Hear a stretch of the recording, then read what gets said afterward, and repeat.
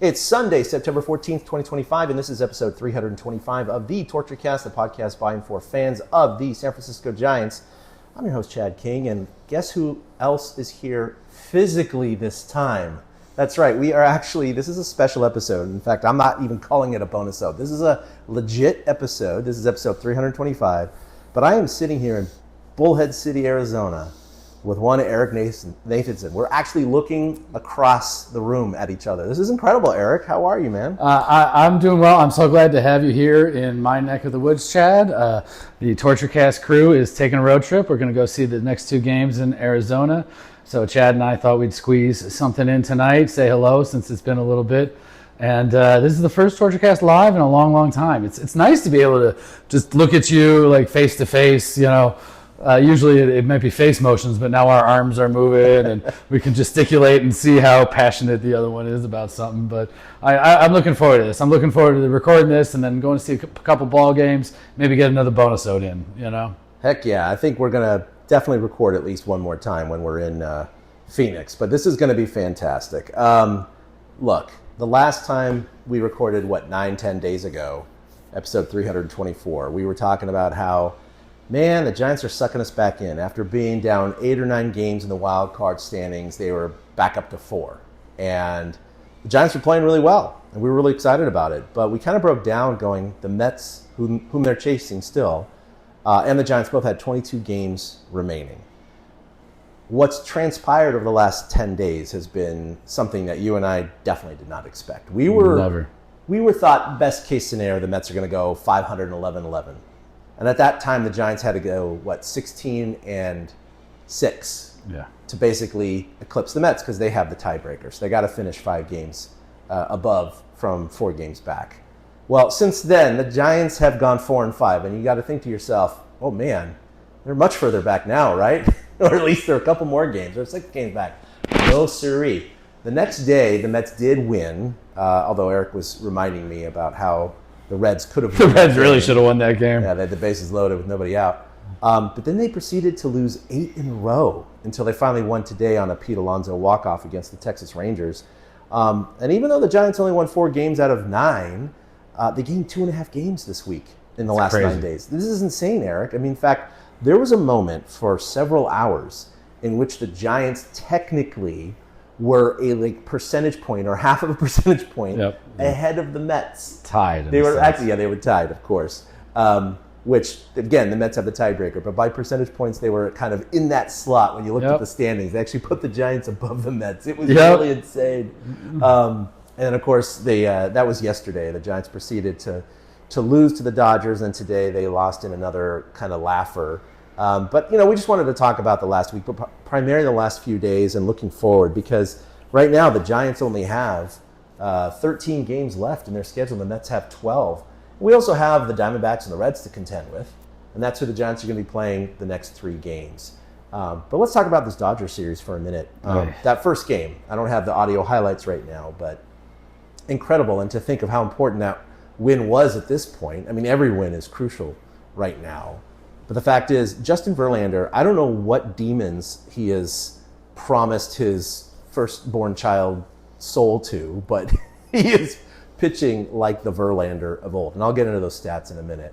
But he was great against the Dodgers. 7 innings, 1 run. Of course, like usual, the Giants could not give him the run support that he so desires to get those wins. He's still stuck on 3 for the year. But they went to extra innings. And after a Grant McCray throw, which was 101.7 miles an hour. It was over 100 miles an hour. It was like the 3rd strongest throw, I think, in the major leagues this year.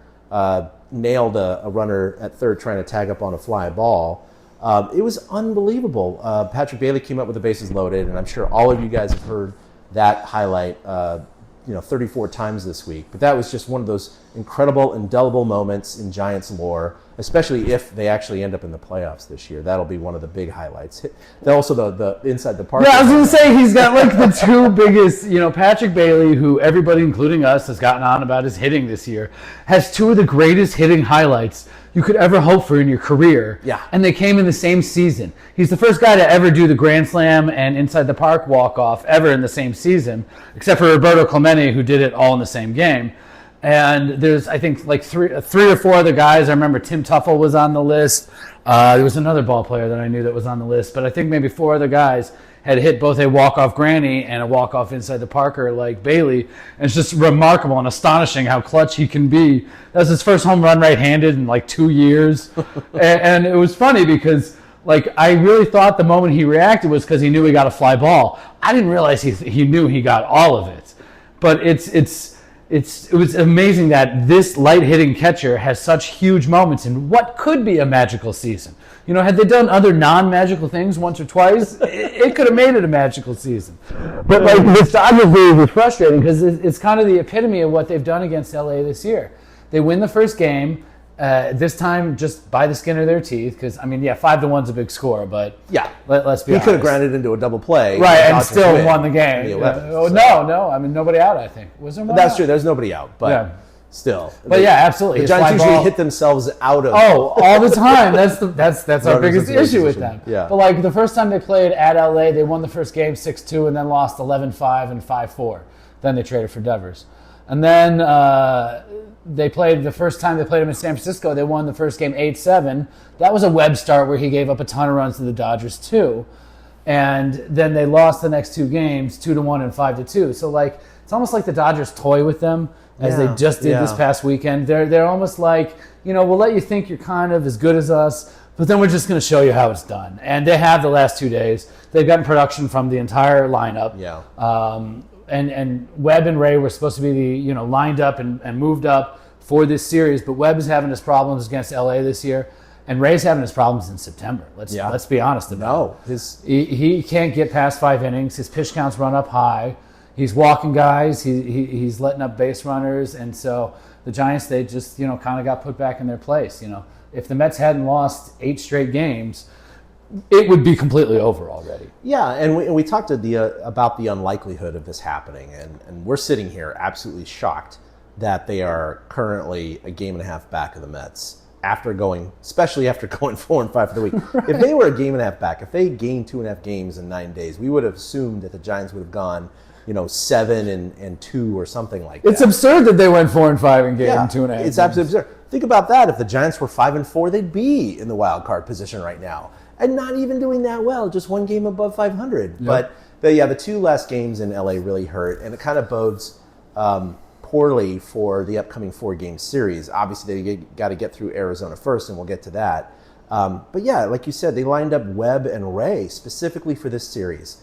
And who has the gem? Justin Old-Timer Verlander. Yeah. I don't know what is going on right now. And he's pitching better in September than Ray is. 100%. And so I looked at this, and Verlander really turned it around his last 10 starts. 55 and a third innings. His ERA is 2.44, guys. Wow. Over 10 starts and 57 Ks, so a little more than 1 K per inning. Yeah. His season ERA is now down to 3.94. So he's under 4. Respectable. I looked at Webb and Ray, and just for apples to apples, their last 10 starts, because both of them have not been doing very well. Now, this might not be their worst stretch, but Webb, his last 10, 57 innings. So less than 2 innings more than Verlander. His ERA during that stretch is 3.95, a run and a half more than Verlander. 66 strikeouts, so a lot of strikeouts, and of course he got to 200 Ks for the first time in his career last week. His season ERA is up to 3.34. So only 0.6 of an ERA or 0.6 of a run lower than Verlander at this point for the season. Wow. Like they're converging. These lines are converging right now. They really are. Robbie Ray, his last 10 starts, 54 and a third innings. Yep. So only 1 inning less than Verlander. But still less than Verlander. But less than Verlander. There's no way he should be throwing fewer innings than Verlander. He should not, right? His ERA over that stretch is 4.8. Yikes, 4.8. I knew it. So 50 Ks in those 54 and a third, so a little less than a K per inning. So his season ERA is now up to 3.50. And so, again, overall, of course, I would still trust Webb or Ray in a division series or the first playoff series over Verlander. But the way it's been going recently, I don't know, again, what baby's blood Verlander has been drinking, but it's working. So he has absolutely turned the tide. He's become a very respectable pitcher in the National League right now, even with his formidable 3 wins. Yeah, right.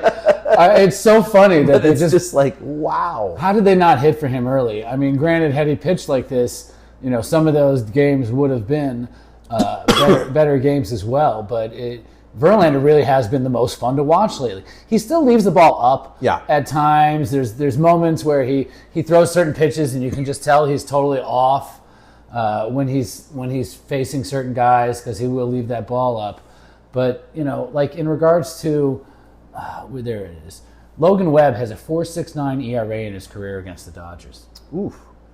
That's 101 and 2/3 innings pitched. He's given up 105 hits in that time. So that's 1 hit an inning. Which is just kind of shows that they've always figured him out a little bit. That's 19 starts. He's now made 19 starts against them, and his ERA is 4.69. So, I get that they move them up because they're their best pitchers, but for some reason, Logan Webb's got a bugaboo when it comes to the Dodgers. Yeah, and you referred to this earlier, or kind of inferred it, that maybe something psychological is going on. They were interviewing him last night. I watched most of the interview, and, he was sad and a little bit terse, as most pitchers would be, but he also seemed a little bit lost. He just could not really explain it. He just was embarrassed for the team. He knew he let the team down. And he's a guy who gets really fired up, and he's very competitive. So that he wants this more than anything. He's really into the beat LA thing. Yep. And maybe that's the reason. I don't know. Maybe he pitches better against the Marlins because he doesn't care about them. I don't know. But that goes against him being a big game pitcher. He's always done well in the playoffs, including against the Dodgers. Well, that's exactly what I just looked up. So in his 2 starts in that 2021 LDS, they won the first one, Game 1. They lost the last one, Game 5. Game 1, 7 2/3 innings, 5 hits, no runs. Game 5, 7 innings, 4 hits, 1 run. Yeah. He struck out 10 in Game 1. He struck out 7 in Game. So when the lights were up the most, and when the games mattered most, he came through. Yeah. But that's got to be why he kind of had that bewildered look on his face and kind of lost. Is because he's got to be like, why can't I beat these guys during the regular season? Yeah. No, it's just frustrating because the Mets finally won today, which you can't expect anything worse. And look, we're not in this position, or the Giants are not in this position because of the Giants' play. Yes, shaving it down to 4 was in large part the way the Giants have been playing the previous 3 weeks. But the past 9 days is not the Giants' performance. They're 1 game under 500. It's the Mets. The Mets have given them, and the Diamondbacks and the Reds, a huge opportunity here. And, I was telling Eric earlier tonight when we were having dinner that it was actually fun to look at some of the Mets subreddit and even watch some of the videos of Mets fans who have like their man caves or their fan caves. Yep. And they were losing their crap as they're losing their 8th game in a row. And they're like, this team sucks, it's the worst, it's whatever. It's what we've gone through pretty much for the majority of the second half up until recently. So really, they're only a game and a half back because of the Mets, not because of the Giants. If the Mets, we were talking about this, they went 2-8. So if they were 5-5 in those 10 games, they'd be 4.5 back, and they would have lost a half game in the last 9 days. Yep. Which is to the point what we were talking about, is that they have to make up at least 1 to 2 games per week the rest of the season. That wouldn't be doing it, especially with 12 or 13 games left. You're not going to make up 4.5 games. Well, no, they have 2 weeks left. They got to make up 3 games in essence. Because they're at 1.5 right now. Say they lose tomorrow night to Arizona, just for instance. But then they even out in games with the Mets because the Mets are off tomorrow. Yeah. So they're 2 back with 2 weeks to go. And they have to win the wild card by 1 over the Mets specifically. Specifically, yeah. Over the Reds, it comes down to certain tiebreakers. And over the Diamondbacks, I'm sure that's also head-to-head tiebreakers. But just to leapfrog the Mets, if they lose tomorrow night, that leaves them 2 back, which is 3 back, with, 12 to play for the Giants. So so everything being equal, with everybody having 12 games left, the Giants either have to make up a game each week or a game and a half each week. Tomorrow, wow, we're going to a big game tomorrow. Look at that. That makes it a big swing. These are big games. I mean, if the best scenario, obviously, the Giants sweep the Diamondbacks. But here's the thing. If the Giants were to, say, at least lose 2 out of 3 to the Diamondbacks, if not get swept, their season's over. I think at that point, because the Diamondbacks are only a half game back of the Giants right now. Yep. So if the Giants lose 2 out of 3, that means the Diamondbacks gain a full game, will leave the series a half game ahead of the Giants. But if they get swept, they're suddenly 2.5 behind the Diamondbacks, and God knows how many behind the Mets, if any at all. So every game is important. And we could say this series is more important than the other series. The next series is the most important. And then if they get through that, the next series, which is 4 in LA, oh my God, a little bit worrying about that. I have breaking news. Oh yeah, what's that? The Giants are calling up Bryce Eldridge. Oh. I don't know if we want to pause here and regroup or if we want to plow right through and talk about No, this. let's plow right. Let's do this live. We're doing it live. We are doing it live. I just got a message from the group chat of the Giants Chatter admins, and the Giants are calling up Bryce Eldridge to help the playoff bid. And obviously this comes on the heels of Dominic Smith's injury to his hamstring. And I mean, he sold out on a huge play to hurt his hamstring on a great play with, I believe it was Chapman. Yeah. But it appears that Bryce Eldridge is being called up. Susan Slusser says it was on it first. And then I just saw it reshared with Steven Risotto as well. So guess who we get to see tomorrow night live? Oh my God, we get to see Bryce Eldridge's debut. Eric just made this connection. Oh my God. Oh my God. Do you think he's going to play tomorrow? Well, tomorrow or the next day, we're seeing both games. It's got to happen. How would he not? If they're going to call him up and they got 12 games left, they're not going to wait till they got 5 games left, right? So right. They got to play him. So it's Arizona. It's a short flight. That's crazy. It's a short flight. He's there in an hour or two. So yeah, and he just hit his 18th AAA home run. Oh my God! We've got all these notes about some other things and like just a hard left turn into. No, I'm glad that Bryce Eldridge. Eric got that message because I'm offline. Well, not offline, but off the chat boards right now. I'm Tom Brokaw. That's good. That's amazing. Okay, so we were talking about this, and Buster Posey didn't seem to indicate that was going to be very likely. But I think Buster Posey is also like, what the hell's going on? Why are we in the playoff hunt? Right. I wouldn't have traded. I traded all these players away. Now I want them back. I want them back. Actually, I shouldn't say that because, there's been some interesting developments on the players they got anyway. Well, and to be fair, their bullpen is still second in ERA in the entire baseball, second in WHIP in all of baseball, and it's because they have the second best walk rate in all of baseball. Yeah. They don't strike out guys that much because they're 26 in Ks, but they don't put unnecessary guys on base. Right. So their bullpen's still solid, even though they traded Rogers, Duvall, and lost Randy. Wow. That is incredible. Okay, well, this is going to be fun, guys. Holy crap. Okay. We get to see Bryce Eldridge's debut. We're going to have Bryce Eldridge. Okay. Well, that's going to be a lot of fun. I mean, it's going to be him and, the Giants facing righties this week. That kind of makes sense because they're going to want a lefty at first base and a lefty as DH. And so Devers and Eldridge can split time at that. I don't see that they'd want Flores to play first if they don't have to. Mm-hmm. Not during the break. Now, Eldridge doesn't necessarily seem, I don't know if he's the best fielder either. No, it's righty, lefty, righty. So our chances are likely more tomorrow night than they are on Tuesday. Wow. Okay, this is pretty substantial news. We were hoping it was going to happen, but honestly, it wasn't even on my radar tonight. No, me neither.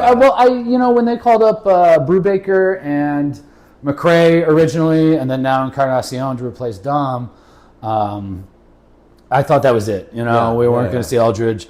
And I also noticed it had been a couple weeks where we didn't see like these bomb monster home runs. So maybe everybody just decided to cool it for a little bit. So to see this kind of news come across the wire at 9:40 on a Sunday night is, and when the Giants are going on the road, is very unexpected. Yeah, and their game's at 6:45 or whatever tomorrow.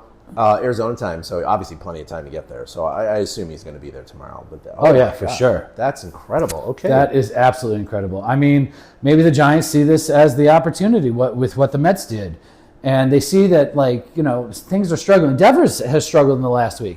In the last week, Devers has gone 2 for 20. He has 10 strikebacks and 20 at-bats and 1 double and 1 single. Yeah, and he was hot as hell, as we right. were talking about. And he got National League Player of the Week. Right. So maybe they think they need another little bit of left-handed thump, which is why I say they want to rotate Bryce and Devers at third. And plus, Devers at Arizona in the 8 games he's played there, he's batting 161, 5 for 31. In the 3 games he's played in LA, he's 1 for 12. So, one of his worst stretches earlier this year came when we went to Arizona. So I think that's part of the thought process behind calling Eldridge up right now. Wow. Okay. Well, I mean, look, if the kid even goes, 0 for 20 or whatever, I'm not going to be mad. This is just something the Giants are I'm great with this move because, like you said, Smith is down right now, and he'd been playing really well. Man, what an asset! No, he's been way better than I ever thought. Yep. I didn't even know much about the guy, and he's coming. He's got a high batting average with the team, a little bit of pop, good defense. He's been fantastic. He's like a grinder, you know what I mean? Yeah. He's a blue collar kind of grinder. Does the work.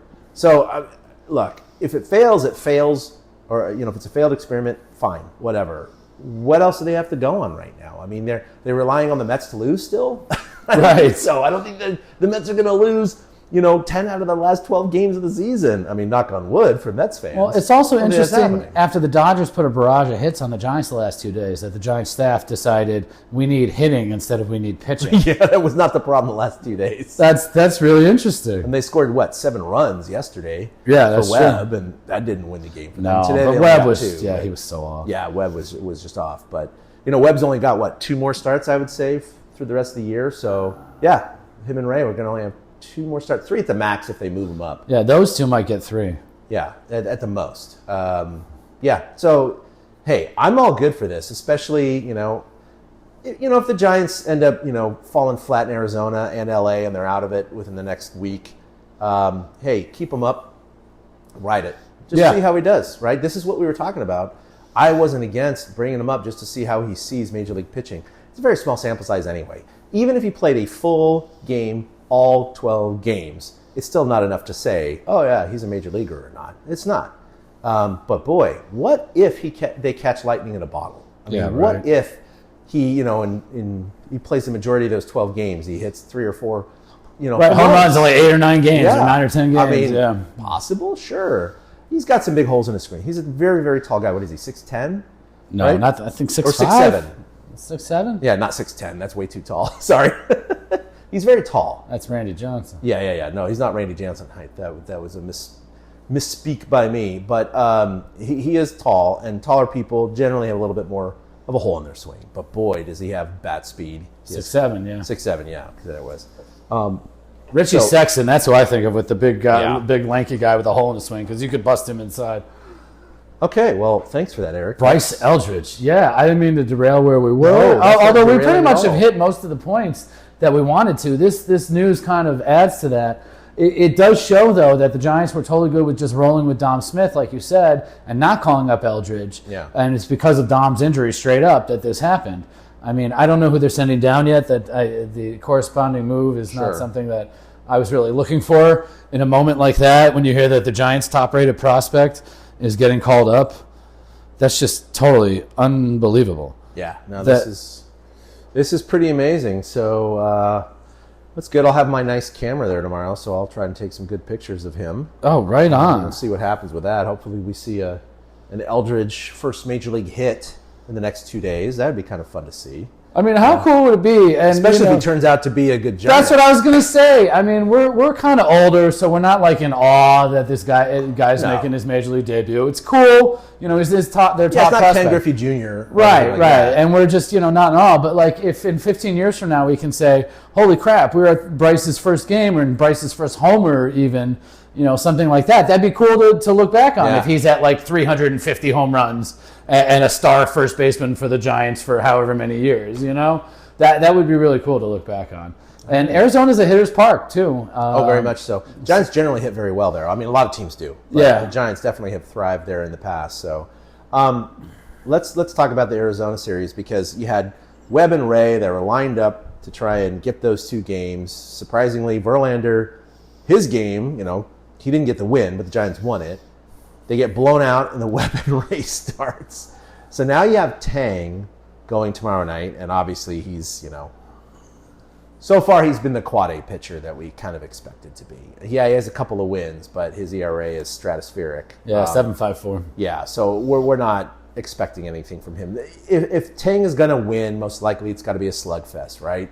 It just has to be. The Giants got to put up 7 runs or something like that. Well, he had one start. He showed promise. Yeah. Other than that, I'm with you. It's not consistent. No. It's not consistent. And then we were talking about game 2, and it said TBD, but you had some potential information. Well, it looked like a little canary in the coal mine, maybe. Well, Pavs tweeted a couple days ago that Roop was throwing a bullpen session, and Carson Seymour is not in the greatest of favor with Bob Melvin and JP Martinez right now. So it would make sense that they would call Landon Roop back or activate Landon Roop and said Seymour or one of the other guys down, Brubaker or something like that. But it was very evident in Carson Seymour's last start that they didn't want to trot him out as a starter again. Right. That's part of why. I mean, yes, part of why they bumped up the rotation to have Webb and Ray face the Dodgers. But the way Seymour gave up 4 runs in the first 2 innings his last time out against the D-backs, and how he's got a propensity for the home run. I think he's given up like 9 homers in 30-something innings this season. I don't have all the stats in front of me right now, but that's a high number, and the Giants clearly don't trust him. So maybe Landon Roop will be making his return from injured list after we thought his shredded knee was shredded and it wasn't so bad. Yeah. Maybe he won't, but it does. It's a hopeful thing because I can't see, other than that, they're going to have to go for a bullpen game. Yeah, because if it was Seymour, they would announce him. Right. Roop could be a last-second decision. If it's not Roop and it's not Seymour, then yeah, we're talking bullpen game. I don't know of anyone else who they're going to try and throw out there for 5 Right, there's nobody else for them to figure it out with anymore. Yeah. 9 homers, 31 innings for Carson Seymour. Ooh, that's not going to play. That's a homer every 3.5 innings. That's ridiculous. That's horrific. Yeah, that's 3 in a game if you go complete. Wow. Yep. Okay, not so good there. No, it isn't. And I totally get why they don't trust him anymore. But it really is losing Landon Roop that put him in the spot, and then Wisenhunt not able to come through in his opportunities. Both Carsons have kind of crapped all over the place this season when they've had their shots. And Roop's been the only one who really stepped up from the young guys. Tang's still feeling his way out. I figure they give him another start or 2. But they're going to limit his opportunities as well and try to have the big 3 take them the ball. I would be comfortable. You know, all this talk about the playoffs now, I would be comfortable with Webb, Ray, Verlander in the playoffs.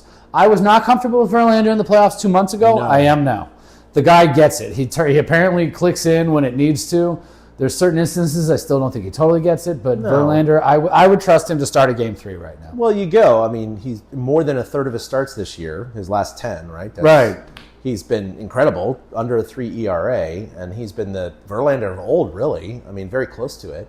And obviously he has the most playoff experience out of the entire team right now. So he's got some ice in his veins. Yeah, he's been blown out in the playoffs. He's also done well in the playoffs. He's done both. So I wouldn't say he's not Madison Bumgarner. We know that.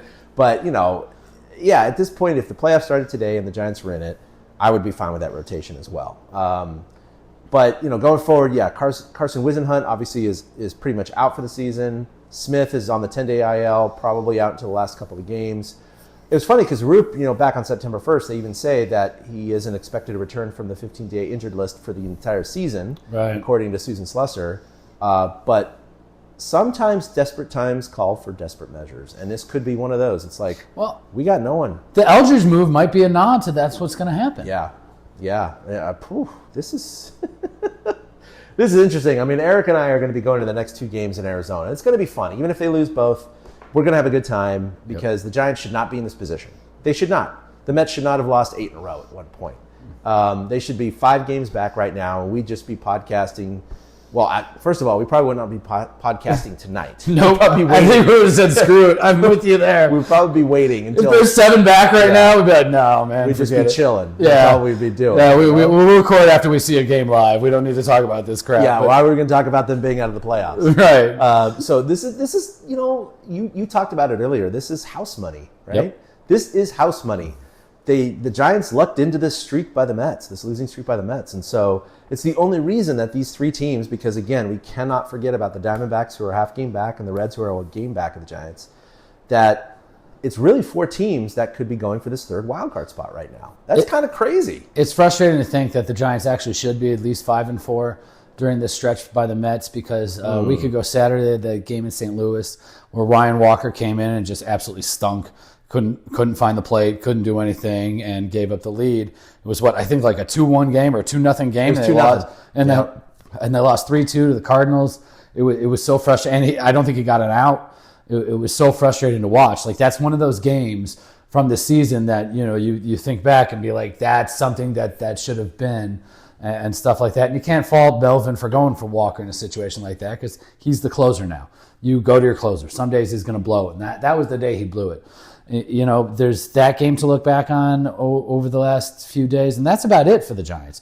So they really could be in the position to tie it up tomorrow, had they not blown that specific game a week ago. But thanks to the Mets, it's all house money.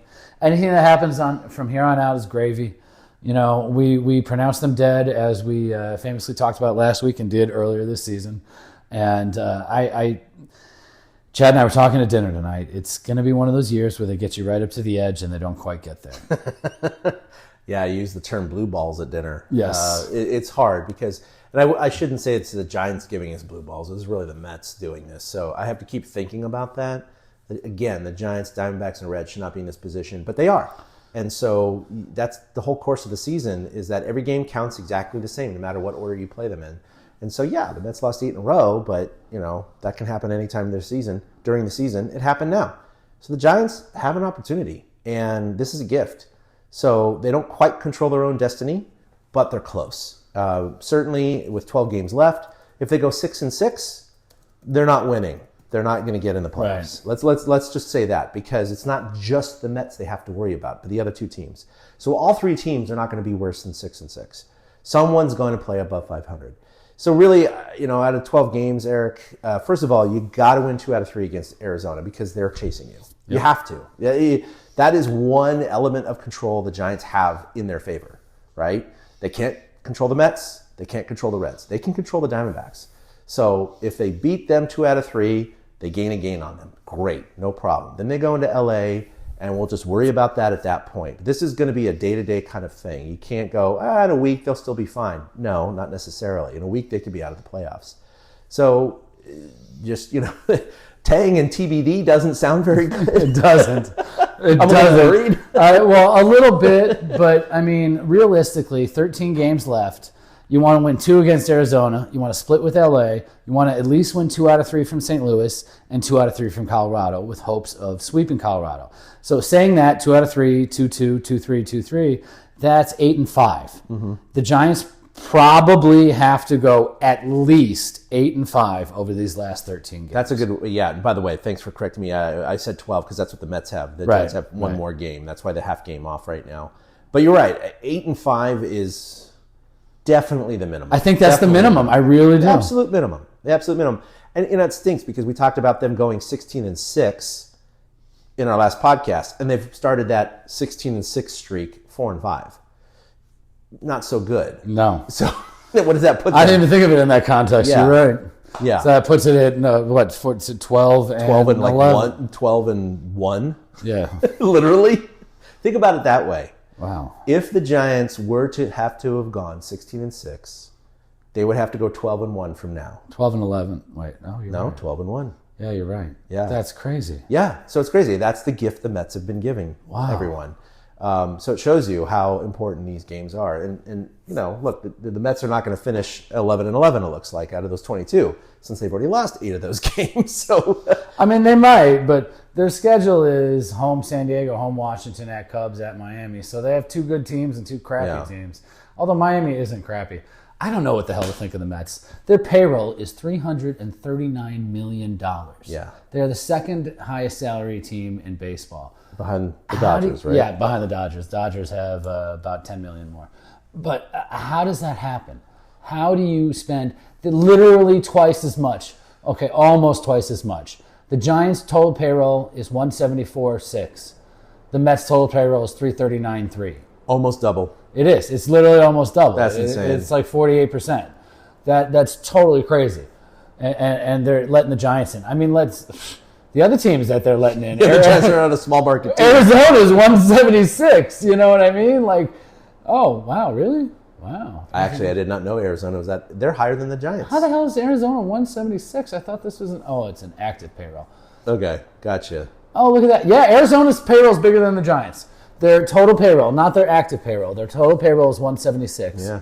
That's what counts against the cap. That's all I'm talking about. Right, yeah. That's all I'm talking about. Giants are 174 against the cap. That's hysterical. Wow.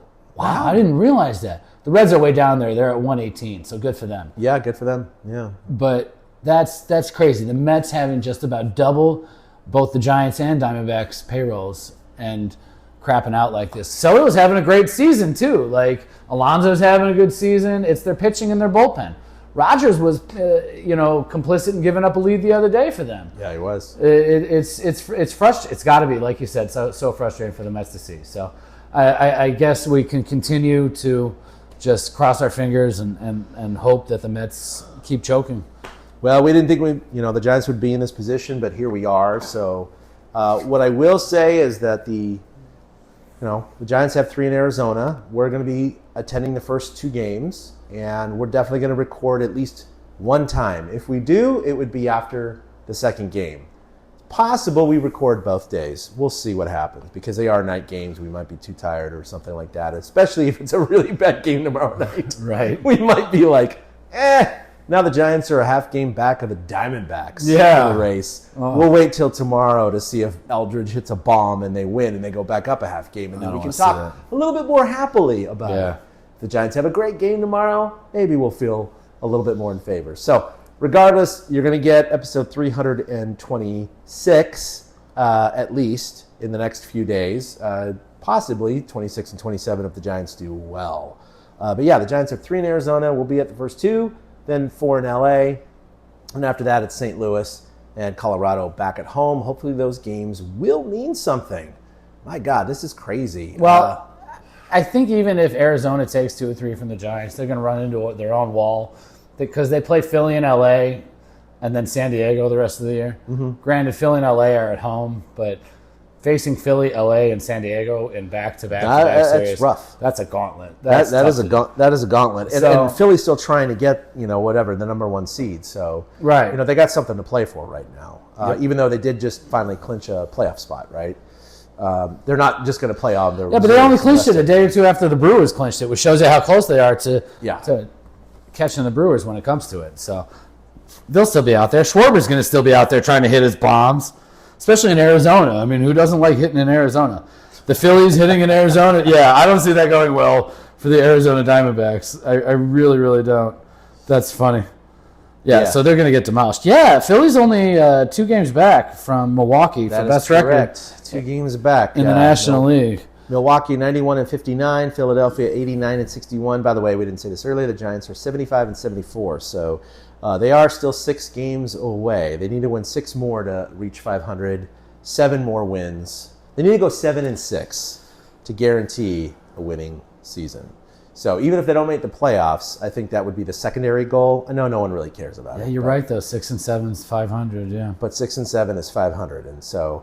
That's one of those things. They really would be nice to finish it. At least those 82 wins if they're not going to make the playoffs. But, boy, Eric, I mean, right now, usually we're talking about 86, 87 wins being for the 3rd wild card.